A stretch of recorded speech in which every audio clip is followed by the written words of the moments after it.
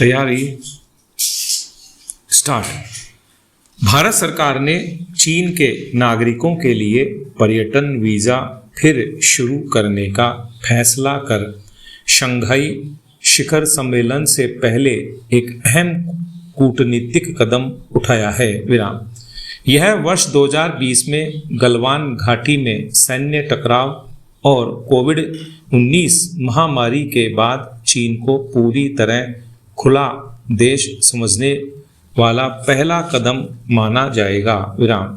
हालांकि तनाव के दौर में भी दोनों देशों के व्यापारिक रिश्ते कभी खत्म नहीं हुए थे।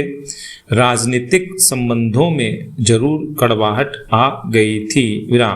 सियासी तनाव कम करने में नागरिक संबंधों की अहम भूमिका होती है। पर्यटन वीजा बहाल करने से सीमा पर तनाव कम करने के साथ साथ सांस्कृतिक नज़दीकियां बढ़ाने का भी मौका मिलेगा। पर्यटन वीज़ा व्यापार, शिक्षा, कला और संस्कृति के आदान प्रदान के लिए रास्ता खोलता है। पिछले दिनों चीन की यात्रा पर गए विदेश मंत्री एस जयशंकर ने भी कहा था कि हमारे रिश्ते सकारात्मक दिशा में आगे बढ़ रहे हैं। चीन के विदेश मंत्रालय ने भी भारत के इस सकारात्मक कदम का स्वागत किया है। 5 साल पहले तक चीन भारत का 8वां सबसे बड़ा टूरिस्ट स्रोत था। 2020 तक लगभग 2 लाख चीनी पर्यटक भारत आए थे। वीजा फिर से बहाल होने पर न सिर्फ पहले जैसी कनेक्टिविटी लौटेगी बल्कि भारत में होटल, पर्यटन, ट्रैवल एजेंसी और स्थानीय व्यवसायों की आमदनी भी बढ़ेगी।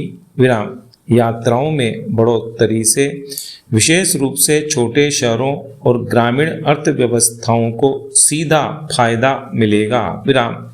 इस कदम की अहमियत सिर्फ पर्यटन क्षेत्र तक सीमित नहीं है। यह भारत की उस रणनीति की ओर भी इशारा कर रहा है जो बताता है कि हम अमेरिका या किसी अन्य वैश्विक ताकतों की अपेक्षाओं पर निर्भर नहीं है और अपने हितों के अनुरूप फैसले करने में सक्षम हैं। शंघाई सहयोग संगठन SCO शिखर सम्मेलन में प्रधानमंत्री नरेंद्र मोदी की संभावित यात्रा भी इसी रणनीति के मद्देनजर महत्वपूर्ण साबित हो सकती है। हालांकि हमें यह भी नहीं भूलना चाहिए कि चीन के साथ हमारा सीमा विवाद अभी हल नहीं हुआ है।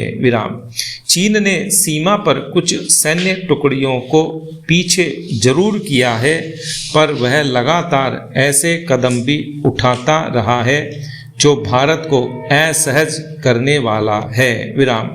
भारत के दुश्मनों से सहयोग बढ़ाने ऑपरेशन सिंदूर के दौरान पाकिस्तान को सामरिक मदद देने और सीमावर्ती इलाकों में सामरिक आधारभूत ढांचों का विकास करने जैसे कदम भारत को सतर्क रहने और पूरी तरह भरोसा न करने के लिए मजबूर करने वाले हैं।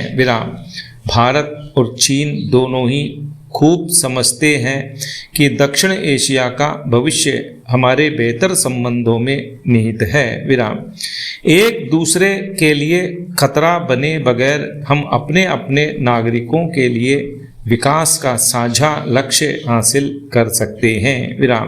सीमा पर तनाव या युद्ध जैसे हालात या राजनीतिक चालाकियां विकास की रफ्तार पर ब्रेक लगाने वाली हैं। समूचे राजस्थान में अवैध खनन में जुटे लोग धरती का सीना छलनी करने में जुटे हैं।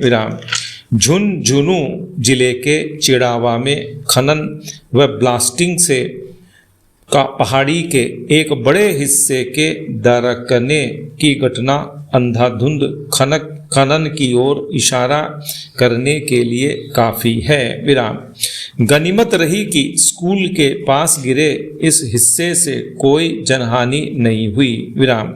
प्रदेश भर में अवैध खनन का दौर लंबे समय से जारी है। विराम।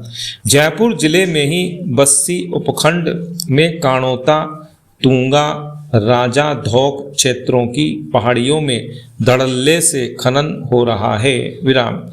राजधानी से लेकर प्रदेश के कोने कोने तक खनन का खेल बेरोक टोक खेला जा रहा है। विराम। पेराम। अवैध खनन की मार पर्यावरण संतुलन के लिए बड़ा खतरा बनकर सामने आई है। विराम। ये घटनाएं व्यवस्था की उस विफलता की ओर भी इशारा करती है जिसमें जिम्मेदार आंखें बंद किए बैठे हैं। विराम।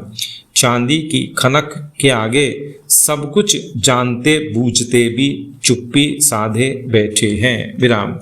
जब एक पहाड़ी का हिस्सा स्कूल के पास दरकता है तो अनहोनी संयोग से टलती है, लेकिन जिम्मेदारों के लिए चेतावनी है कि समय पर नहीं चेते तो बड़े हादसे भी हो सकते हैं। विराम। देखा जाए तो अवैध खनन और खनन के लिए ब्लास्टिंग मिलीभगत से चलने वाला ऐसा उद्योग बन चुका है जिसमें अफसर, कारोबारी और स्थानीय रसूखदारों के हिस्से तय हैं। विराम। न तो इसे रोकने के प्रयास होते और न ही कोई स्थायी समाधान निकालने की कोशिश की जाती है। विराम।